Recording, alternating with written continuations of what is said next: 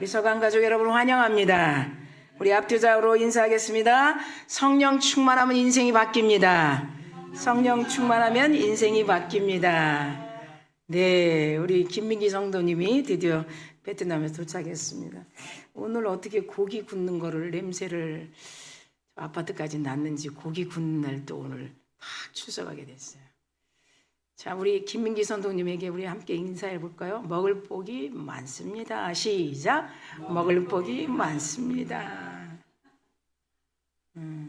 베트남까지 갔다 오느라고 사랑하는 우리 이래를 안고, 우리 한국 땅에 정말 조국의 얼이 있는 이 땅에 부모들이 심고 또 우리나라의 토속적인 그런 민족 아래 그런 대한민국 코리아, 그렇죠? 우리 하나님께서 세우신 자유민주주의 이 땅에서 이래가 어떻게 살아날까 기대해 봅니다. 그렇습니다. 오늘은 제목이 성령의 핵심은 무엇인가? 계속 성령 플랜팅, 그리고 어노인팅 라이프, 성령은 어떤 일을 그렇게 부지런하게 하시는가? 그래서 성령의 특성에 대해서도 알아보고 우리가 계속 이 한 달 동안은 우리가 오순절 성령 축제를 생각하면서 그때만이 아니라 세 번째 주일을 맞이하면서도 계속 성령이 하신 일이 무엇인가 그것을 더 알아가려고 최선을 다하는 그런 오늘 주일에 저와 여러분을 만나게 하심을 감사합니다. 오늘도 제목에 맞게 성령은 무엇이 어떤 핵심인가 이 제목을 통해서 우리가 한번 나눠보기를 합니다. 우리 자신에게 한번 묻습니다. 보혜사 성령의 이름이 왜 보혜사 성령인가? 이거를 우리 한번 질문해 봅니다. 보혜사라는 뜻을 우리가 정확하게 알고 있는가? 그렇죠. 우리 두 번째 주일에 그렇게 같이 나누었죠. 트리니티, 성령이 어떻게 삼위의 성령님, 그 보혜사 성령님은 어떤 분이었는가? 그 특성에 대해서 우리가 좀 깊게 같이 나눴어요. 오늘은 왜 보혜사인가? 그냥 성령님, 성령 하나님 하면 되는데 왜 보혜사인가? 이것을 나누려고 합니다. 보혜사란 성령을 가르치는 말인데 특별히 요한복음에만 우리 예수님께서 제자들과 많은 이들에게 가르쳐 주신 칭호예요. 칭호. 요한복음에만 이렇게 이 보혜사 성령이라는 단어가 나오고 있습니다. 그래서 오늘 본문 26절에도 보혜사 곧 아버지께서 보내신 성령, 보내실 성령 이렇게 말씀하고 있어요. 그러니까 이 성령님은 우리가 지리짐작으로 그래도 분명하게 알고 있는 건 뭔가 성령은 우리에게 무엇을 하시는가 보니까 우리에게 계속 돕는 역할을 한다. 그런데 무슨 돕는 역할을 하는가? 카운셀러, 더 카운셀러. 그러니까 상담자 역할을 하신다. 상담자. 네, 그건 뭐 알고 있을 거예요. 또 이어져 보면 위로하신다. 우리를 유한하신다. 이것은 더 comfortable. 그래서 우리를 위로하신다. 그래요. 세 번째는 우리가 익숙하게 들었던 더 help. 그래서 더 help. 이렇게 계속 우리를 돕고 계신다. 그래서 예수님께서 성령을 사람들에게 보혜사라고 칭호를 주시면서 잘 들을 수 있도록 하신 말이에요. 사실은 예수님이 고민이 있다면 어떻게 이 성령을 하나님의 백성들이 이해할 수 있을까? 그래서 예수님이 말씀하시는 최고의 알려주심이 익숙하게 들을 수 있는 것이 오늘 보혜사라는 표현이라는 거예요. 그러면 왜 보혜사라고 했는가? 그래서 또 원어를 한번 보면 우리가 알고 있는 헬라어로 파라크레토스, 이건 조금 더 들어봐서 여러분 생각날 거예요. 이것이 어디서 온 건가 보면은 이 파라, 옆에 계신 분이라는 뜻이에요. 그러면 이 칼레오, 부르다, 이게 사실은 동사에서 파생된 클레토스. 이 클레토스는 부름받은 분의 조합이다. 그래서 여러분들이 더 분명성 있게 우리에게 늘 함께 하시고 우리 곁에 계시고 곁에만 계시는 것이 아니라 우리 안에도 조합을 이루시고 또 하모니, 조화를 이루시는 분이구나. 이렇게 부르심을 받은 분이다. 이렇게 생각하면 되겠습니다. 자, 그럼 조금 더 가까이 더 간결하게 아주 부드러운 성령님 그러죠. 그래서 성령에 대해서 문체를 사용하면 굉장히 간결해요. 소프트해요. 그리고 아주 부드럽다는 말을 많이 써요. 그래서 성령이 하시는 그 문체, 어휘, 단어, 사도들이 성령을 통해서 하신 말씀들이 너무 많죠. 그래서 우리가 더 간결하게 표현한다면 우리 옆에 항상 떠나지 않고 계신다는 거예요. 여러분, 그럼 우리 구약에 한번 생각해 보세요. 구약은 어떤 사건을 이루기 위해서만 함께 하시는 거예요. 그 사건이 이루어지면 그냥 떠나가죠. 자, 그러나 이 오순절의 성령 강림을 통해서 오신 성령은 항상 우리 곁에, 앞에, 뒤에 항상 우리와 곁에 있는다는 것이 파라크레토스. 그것을 우리가 같이 이렇게 조합된 분이다. 이렇게 듣고 있습니다. 옆에 계셔서 어떤 공간적 의미를 포함한 그런 것도 중요하지만 관계적 의미를 포함한다. 공간적과 관계적을 의미한다. 그것을 우리 보혜사 성령이라고 말씀하고 있습니다.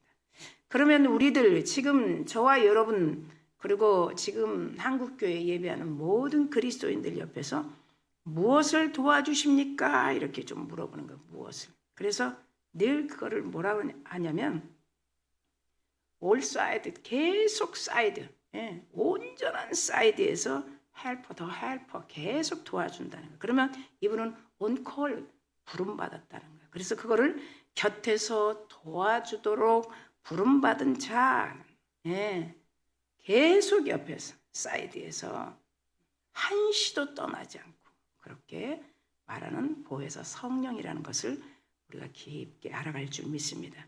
그러면 우리는 성령의 도움이 없이는 전혀 할 수 없다는 거예요. 성령의 도움이 없어요. 그래서 하나님께서 예수님을 통해서 말씀하신 말씀들이 늘 그런 말을 해요. 할 수 있다라는 거, 할 수 있다. 우리가 관심이 없는 거지 할 수 있다라는 거. 왜 이렇게 도와주시는데요? 이렇게 함께 하시는데요? 이렇게 우리를 먼저 앞서서 해주시는데요? 그 성령, 그 부드러운 그리고 부지런한 그 성령을 오늘 우리가 알아가고 있습니다. 복음 전하는 일, 우리 전도하는 일이죠. 그렇죠. 기도하는 일, 그리고 교회 섬기는 일도 마찬가지. 찬양하는 일도 마찬가지. 봉사하는 일도 마찬가지. 섬기는 일도 마찬가지. 오늘 이 자리까지 오는 것도 마찬가지. 다 성령님이 우리를 계속 이렇게 우리 옆에서 길게 인사이드 옆에서 계속 짧게 하는 것이 아니라 우리를 도와주고 계신다. 그러니까 우리가 절제하는 것도 마찬가지예요. 그 다음에 온유한 것도 마찬가지. 기뻐하는 것, 감사하는 것 모두가 다. 그리고 이웃들을, 교우들을 사랑하는 것도. 진실한 것, 충성한 것. 성도들이 살아가는데 어마어마하게 필요하다는 것이. 우리 하나님이 필요하기 때문에 성령을 보내주신 것이 아닐까요? 우리는 특별하게 생각합니다. 어떤 애언, 그리고 방언, 병고침 그런 능력에만 함께 하시는가 생각할 수 있어요. 그러나 그렇지 않다는 거예요. 우리가 항상 곁에서 함께 하신다. 언제까지일까요? 주님 나라, 주님 하나님 품으로 갈 때까지. 그 가는 것도 도와주시는 거예요. 그래서 데살로니가전서 4장이 그러죠. 하늘로 올라갈 때 흰옷을 깨끗한 옷을 입을 때도 성령이 다 도와주시는 것이. 자, 히브리 기자는 히브리서 12장 12절에 이렇게 말씀합니다. 그러므로 피곤한 손과 우리 연약함을 얘기하죠. 그 다음에 연약한 무릎을 일으켜 세울 수 있도록 도와준다는 말이 히브리서 12장 12절이에요. 그러니까 그렇게 도와준다는 거예요. 피곤한 몸, 피곤한 손, 그 연약함을 히브리 기자가 12장 12절에 말씀하고 있어요. 그러면 우리가 이 히브리 기자가 말씀한 것처럼 더 구체적으로 성령은 무엇을 우리에게 도와주고 계시는가, 오늘 또 세 포인트를 가지고 우리가 더 주님이 주신 은혜를 나눌 텐데, 첫 번째는 우리 믿음이 믿음되게 도와주고 계시다. 두 번째는 우리가 탄식할 때 어떤 기도가 하나님이 들으시고 성령이 원하시는 기도인가, 그래서 두 번째 기도를 도우신다. 세 번째는 우리 인생을 끝까지 도와주신다. 이것을 우리가 한번 짚어보기로 하겠습니다. 첫째, 우리의 믿음을 돕습니다. 그래서 26절 말씀이에요. 여기서 우리가 26절을 보면 보혜사 곧 아버지께서, 그래서 성령, 그러니까 이분은 뭐냐면 너희에게 모든 것을 가르친다는 거예요. 모든 것이 뭘까요? 성경이죠. 하나님의 뜻이죠. 하나님의 계획이죠. 그 계획 뜻을 가지고 오신 예수님, 그 진리의 그리스도로 충만할 수 있도록 가르친다는 거예요. 자, 본문에 여러분 26절에 보혜사 곧 이 온전하신 헬퍼 되시는 성령님을 보내주시면 하나님의 계획, 하나님의 뜻, 그리고 예수님이 그 명령받고 이 땅에 오셔서 하나님의 나라를 세우기 위해서 함께 하셨던 모든 것들, 그렇죠? 그렇기 때문에 그 진리이신 그리스도로 충만할 수 있도록 그리스도를 계속 드러내는 일을 도와주시는 거예요. 사람을 드러내는 일을 하지 않습니다. 네. 어떤 다른 물질적인 거, 보여지는 것을 드러내는 일을 하지 않습니다. 네. 여러분 잘 생각해 보세요. 교회 와서 우리가 하나님의 그리스도로 충만한 가치로 우리 교회는 전환되었고 그 가치를 들어야 되는데 계속 보여지는, 그렇죠? 물질적인 현실에 대해서만 그것만이 전부인 것처럼 들으면 그게 맞는 것 같지만 사실은 미래를 지향할 수 없고, 예, 정말 미래가 어떻게 갈 것인가를 알 수가 없는 거예요. 그렇기 때문에 하나님께서 오늘 본문을 통해서 내가 너희에게 말한 모든 것 하나도 빠짐없이 생각나게 한다는 것이 26절 말씀이에요.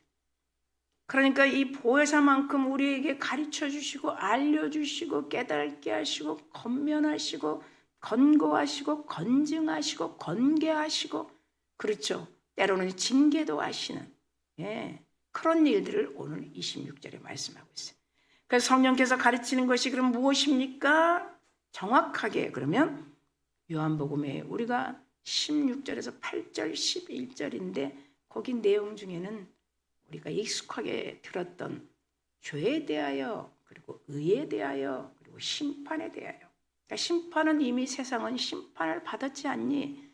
그러니까 보혜사 성령은 길이요 진리고 생명 되신 그리스도를 드러나게 하시면서 계속 죄가 무엇인지 알게 하는 거예요. 예, 죄와 가까이 접근하지 못하도록 죄에 대하여 요한복음 16장 8절에서 11절까지. 그 다음에 하나님의 의의 칭의, 그렇죠. 그분의 의 때문에 우리가 오늘이 있기 때문에, 그리고 앞으로도 주님 나라 갈 때까지 그분의 의로, 그분의 의가 은혜지 않습니까? 살아갈 것을 계속 말씀하십니다. 그러면 아직 하나님 요한복음 10장 16절에 보면 우리에 들어오지 않는 그런 양들을 벌써 심판을 받았다고 하니까 그런 자들을 계속 하나님의 우리 안으로 들어올 수 있도록 인도하는 가교 역할이 전도지 않겠습니까? 선교지 않겠습니까? 그 일을 성령께서 부지런히 하신다는 거예요. 우리가 이 믿음의 핵심이죠. 이 믿음의 핵심. 네, 믿음을 잘 가질 수 있도록. 이것이 핵심이에요. 죄에 대해서 아는 것이 믿음의 핵심이에요. 하나님의 칭의 의에 대해서 온전하신 은혜를 아는 것도 믿음의 핵심이에요. 그렇기 때문에 믿음은 우리가 가지고 있는 믿음은 죄의 길에서 돌아서서 자꾸 의의 길로 가는 거예요. 성령이 이행하심을 따라서, 성령이 간섭하심을 따라서, 성령이 책망하심을 따라서 계속 우리는 주님 나라 갈 때까지 그 믿음이 하나님이 기뻐하는 의의 길로 갈 수 있도록 우리에게 믿음을 도와주고 계신다, 이렇게. 그래서 보혜사 성령님이십니다. 그러면 믿음도 굳건한 믿음이 있겠죠. 굳건한 믿음, 리세이전, 굳건한 믿음, 굳건한. 그것마저도 성령께서 굳건하게 도와준다. 굳건하게. 그러면 그 굳건한 믿음을 가지고 성령께 의지할 때도 있고 의탁할 때도 있죠. 예. 그래서 그 의탁을 계속 할 수 있도록 커미트먼트, 유탁 중요해요. 계속 성령을 의존하는 거, 커미트먼트. 계속 의탁할 수 있도록. 결단의 믿음을 주신 그 성령과 함께 늘 성령을 의지하는 거죠. 그걸 의탁이라고 그러는 거예요. 그렇게 하겠다는 우리의 결심을 갖도록 성령께 내어주시면서 유탁의 모습 하나 성령이 우리를 인도하시는 그것을 믿는 믿음을 계속 성령이 도와주신다. 믿음이 없이는 하나님을 기뻐할 수 없기 때문에 히브리서에 말씀하시죠. 보혜사 성령은 지금도 우리들에게 오늘도 저와 여러분에게 찾아오셔서 믿음의 사람을 만들기 위해서 부지런히 돕고 계시다. 믿음의 사람을 만들기 위해서 중요한 핵심이에요. 믿음의 사람을 먼저 만드는 것이에요. 믿음 때문에 이 자리에 온 거예요. 믿음 때문에 아버지라고 하는 거예요. 믿음 때문에 다른 사람을 뒤돌아보는 거예요. 믿음 때문에 그 자리에 교우들을 생각하는 다 믿음 때문에 그것을 돕고 계신다. 자, 둘째 보면 우리의 기도를 돕습니다. 이랬어요. 우리의 기도. 자, 그게 두 번째 포인트예요. 우리가 기도하는 게 그렇게 쉽지 않아요.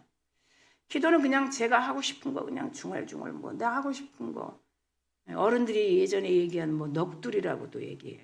나 하고 싶은 대로 기도하는 게 기도에는 아주 클리어해야 돼. 아주 분명해야 되겠죠. 기도가. 그거를 우리 예수님이 분명히 기도에 대해서 가르쳐 주셨단 말이죠. 근데 그게 잘 안 돼요. 그게 훈련이 돼야지 되는 거 훈련이. 예. 우리 지금 기도할 때도 마찬가지죠. 항상 하나님께 영광이 되는 맨 위, 그죠? 상위. 그런 대중 기도도 그렇잖아요. 우리 그렇게 하고 있잖아요.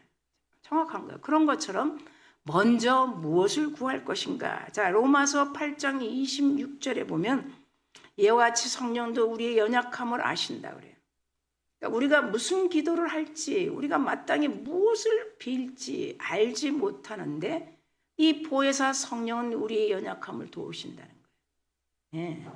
그러니까 도우시는 기도를 할 수 있어야 돼요. 해야 돼. 이게 훈련이에요.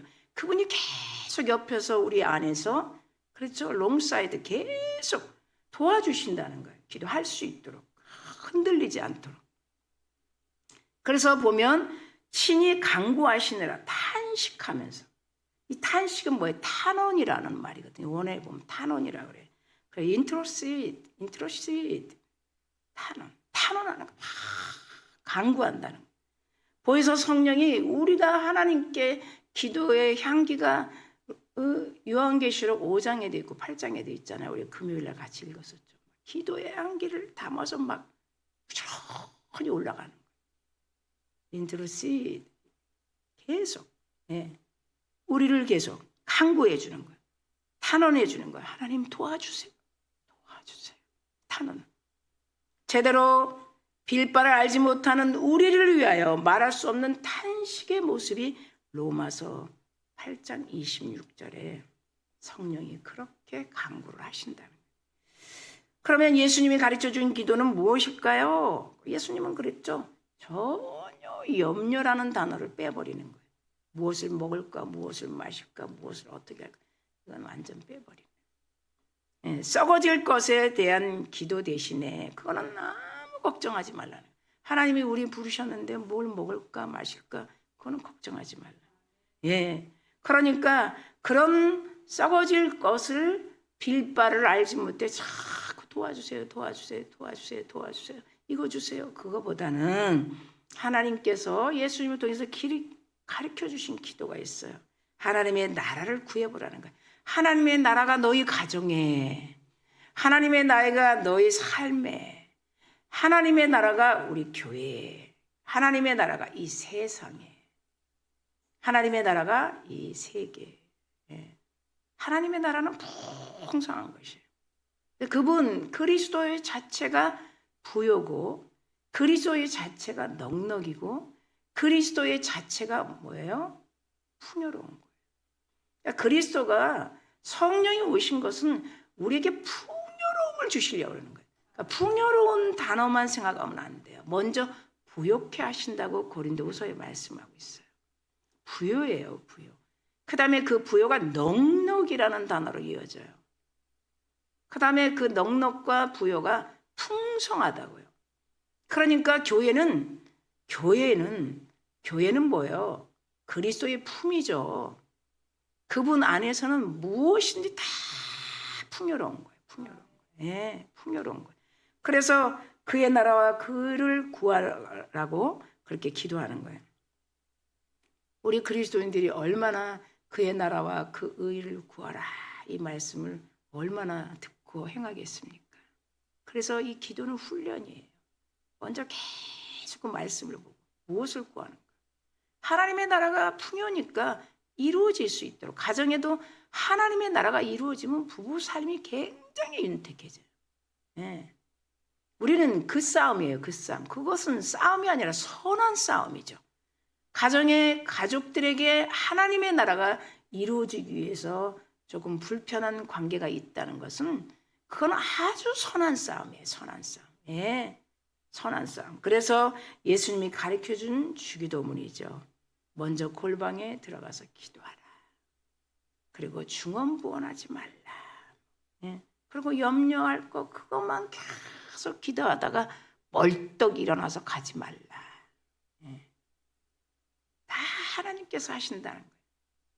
그러면 우리들이 실수가 뭐가 있을까요? 우리 그리스도인들이, 기독신자들이 실수하는 게 뭐야? 절대 깊은 골방에서 골방에 들어가서 깊은 교제 기도를 안 한다는 거예요. 이게 실수예요. 그냥 자기가 하고 싶은 거.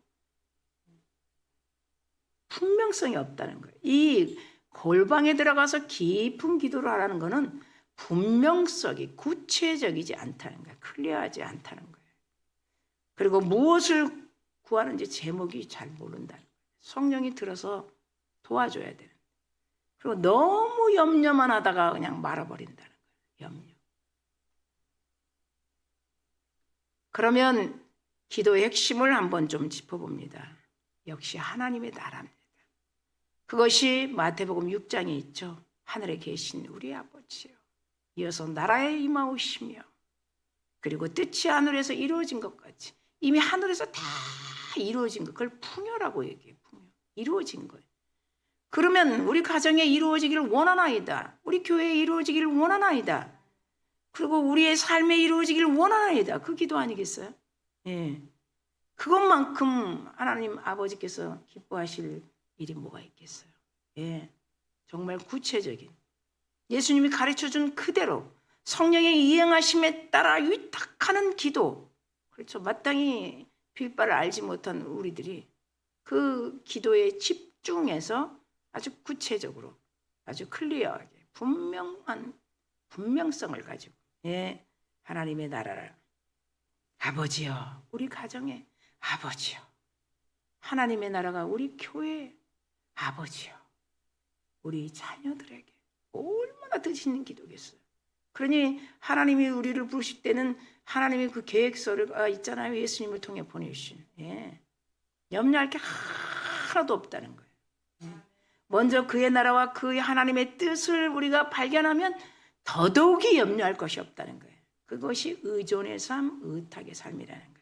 그렇게 될 줄 믿습니다. 지금도 말할 수 없는 탄식으로 기도할 때 탄원을 하면서 인트로시드 계속 우리를 위해서 간구하시는 그 성령이 계시다는 것을 믿는 여러분 되기를 간절히 축원합니다. 자, 셋째 보면 우리 인생을 돕습니다 그랬어요. 우리 인생을 어떻게 구체적으로 돕는가? 그거는 뭐 우리가 알고 있어요. 그러나 어떻게 돕는 건가 보니까 로마서 8장 28절에 하나님을 사랑하는 자 곧 그의 뜻대로 부르심을 입은 자들에게는 모든 것이 합력하여 선을 이루느니라 이랬어요. 자, 여기서 우리가 키워드는 합력이에요. 합력. 합력은 뭔가 보니까 이런 계산을 하면 되겠어요. 협력과 합력은 완전히 다릅니다. 자, 협력은 뭘까요? 자, 50대 50을 가지고 비율을 가지고 서로 이득을 내는 계산법이에요. 당연하잖아요. 협력. 우리 세상에서 동업 많이 얘기하죠. 너 50, 나 50. 자, 그렇게 똑같이 누가 비슷한 조건이나 환경 속에서 같이 하는 이 협력은 50대 50의 비율, 이 투자의 개념이라는 거예요.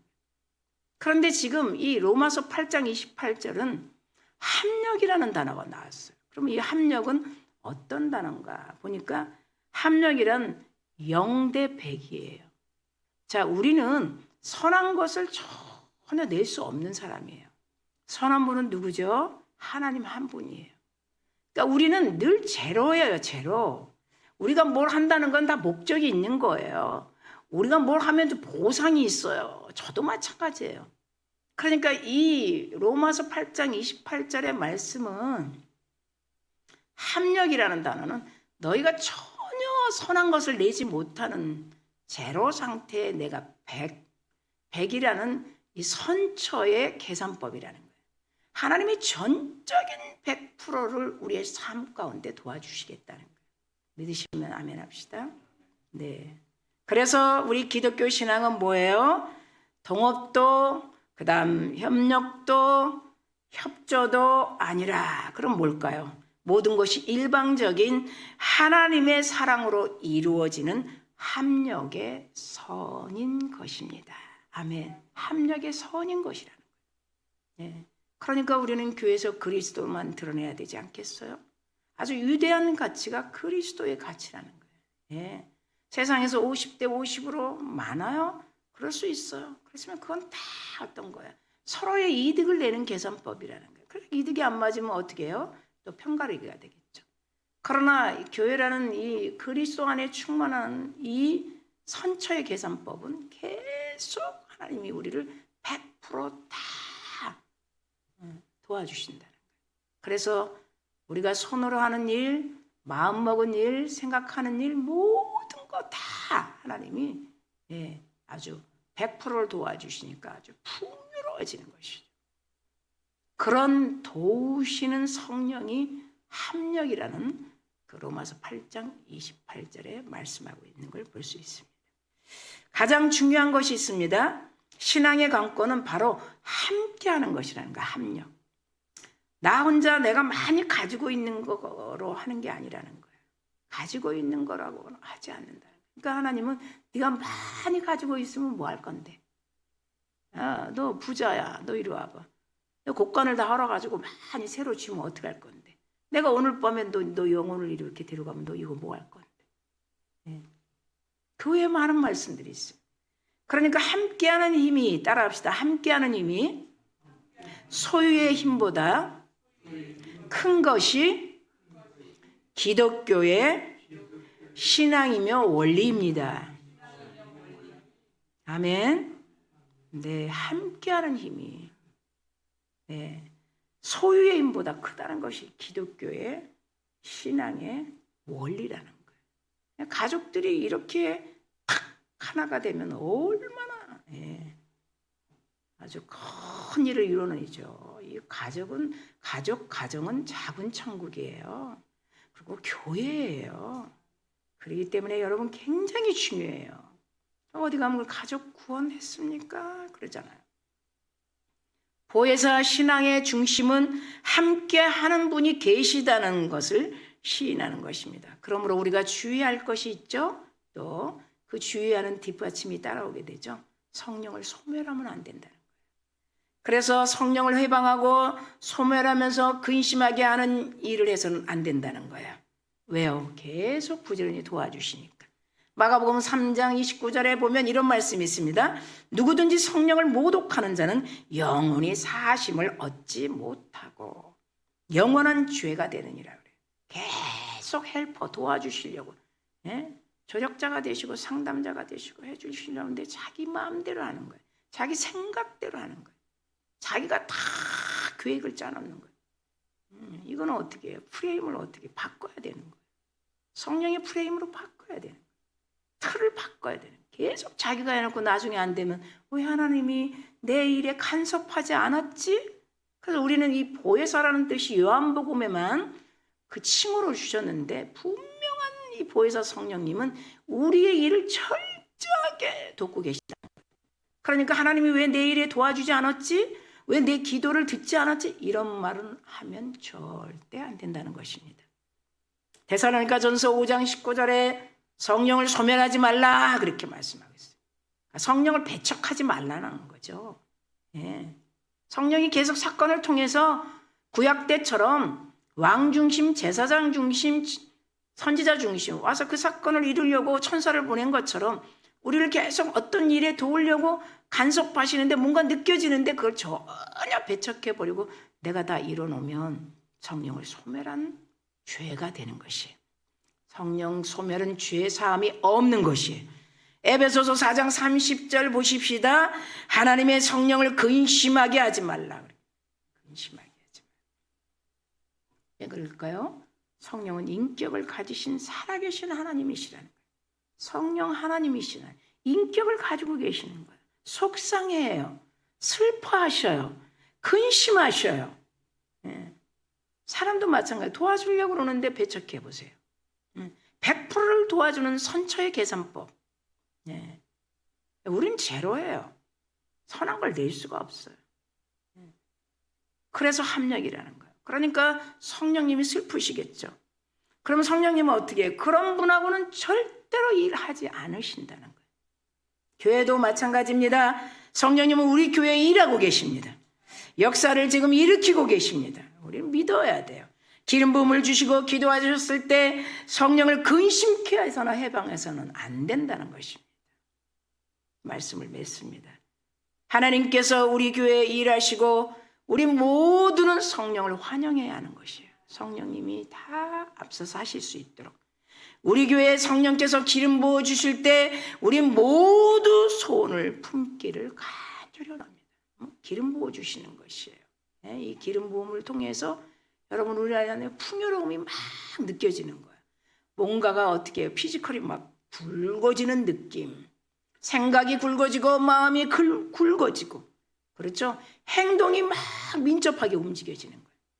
보혜사 성령님은 곁에서 함께 해주신다는 우리에게 주신 세 가지를 보면 우리에게 믿음을 잘 가질 수 있도록 돕습니다. 두 번째, 기도가 빌바를 알지 못하고 중언번할 그 일을 철저하게 클리어하게 돕고 계십니다.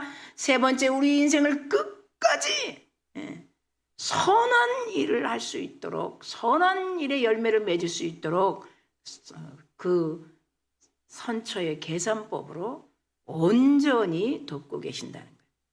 성령을 받는 것은 충격이나 충동이 될 수 없는 거예요. 성령 받았는데 충돌이 온다. 성령 받았는데 어떻게 해요? 충격이 온다. 이거는 잘못 알고 있는 것이에요.